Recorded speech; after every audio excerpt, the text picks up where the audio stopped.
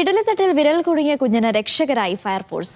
ചാലക്കുടി സ്വദേശികളായ ദമ്പതികളുടെ 1.5 വയസ്സുള്ള കുഞ്ഞിന്റെ വിരലാണ് ഇഡലിത്തട്ടിൽ കുടുങ്ങിയത്.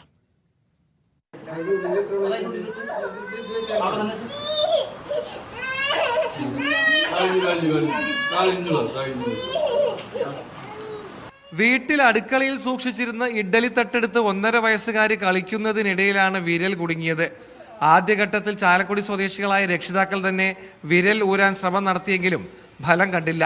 ഇതോടെ ചാലക്കുടി ഫയർഫോഴ്സിനെ സമീപിക്കുകയായിരുന്നു.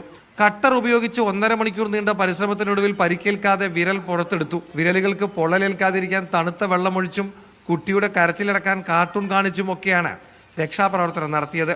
മുറിവേൽക്കാതെ വിരൽ പുറത്തെടുത്ത ഫയർഫോഴ്സ് ഉദ്യോഗസ്ഥർക്ക് നന്ദി പറഞ്ഞാണ് കുടുംബം മടങ്ങിയത്. മീഡിയ 1 തൃശൂർ.